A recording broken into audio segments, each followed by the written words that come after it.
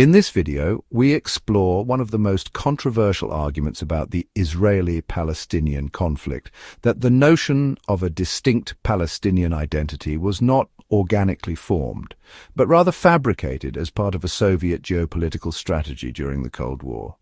This theory, supported by authors such as Yves Mamou, Ion Mihai Pachepa, and Judith Bergman, claims that the KGB, with support from UN institutions like UNRWA, played a central role in constructing and sustaining Palestinian national consciousness. This documentary-style investigation is based primarily on Chapter 8 of Yves Mamou's book 10 Little Lies and Their Big Consequences, and other supporting historical sources.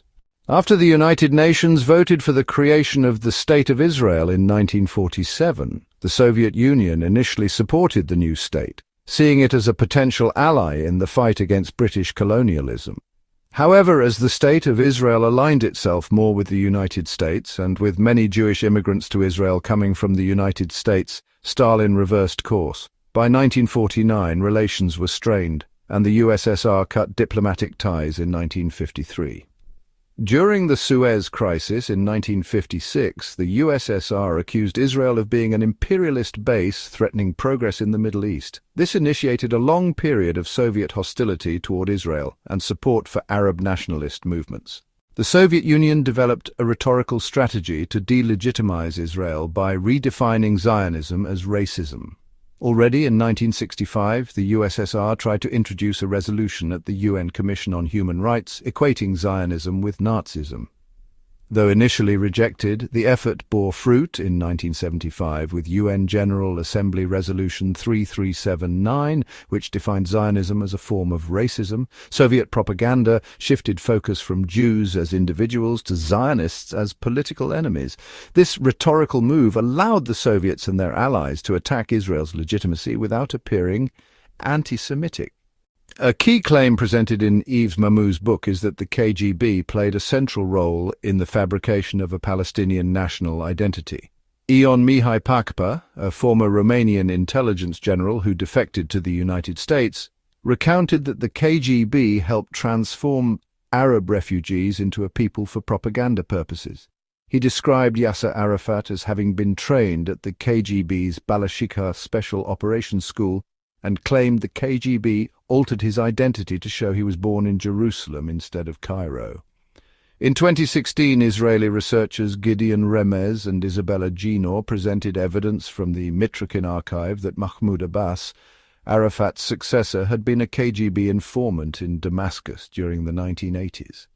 The archive was compiled by former KGB archivist Vasily Mitrokin, who defected to the UK and delivered thousands of documents from Soviet intelligence archives. Zuhar Mohsen, a former leader of the Palestinian Liberation Organization, once stated in a 1977 interview with the Dutch newspaper Trouw, "The Palestinian people do not exist. The creation of a Palestinian state is only a means for continuing our struggle against the State of Israel for our Arab unity. In reality today, there is no difference between Jordanians, Palestinians, Syrians, and Lebanese. Only for political and tactical reasons do we speak today about the existence of a Palestinian people." While the KGB may have constructed the ideological framework, the UN Relief and Works Agency for Palestine Refugees in the Near East, or UNRWA, played the operational role in cementing Palestinian identity. Created in 1949, UNRWA was the only refugee agency in the world dedicated to a single group. Unlike other refugees worldwide, Palestinian refugee status became hereditary. Children, grandchildren, and great-grandchildren of those displaced in 1948 were all granted refugee status.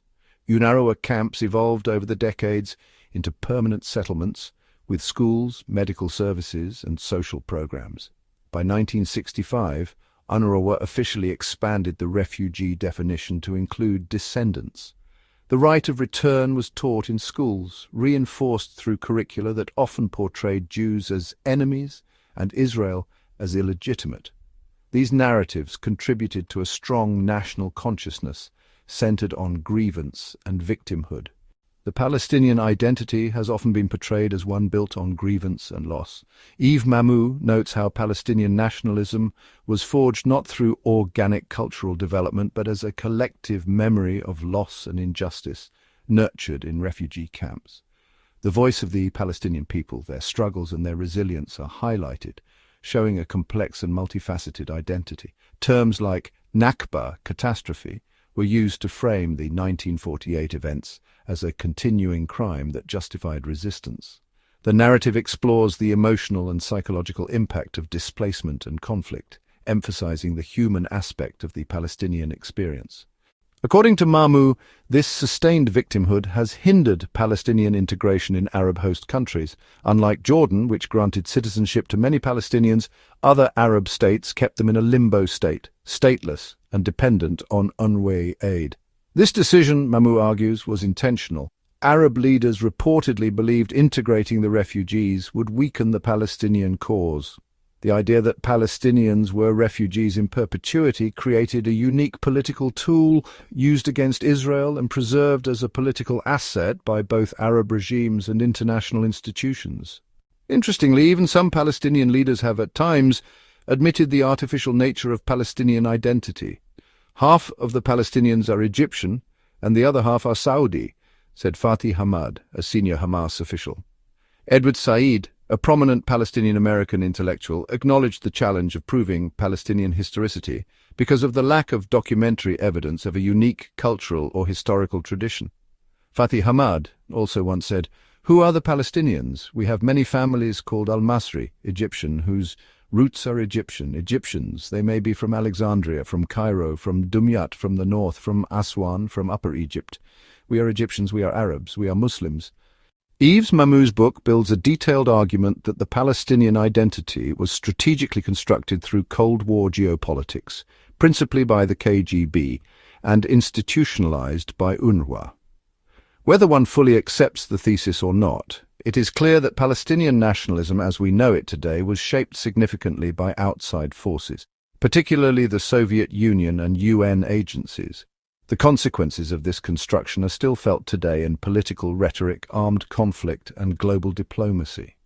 As always, we encourage viewers to explore multiple sources and engage critically with the material.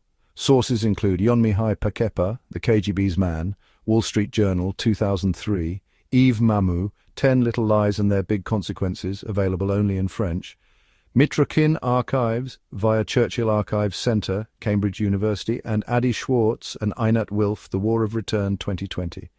Thank you for watching, and if you enjoyed the video, like and subscribe for more content.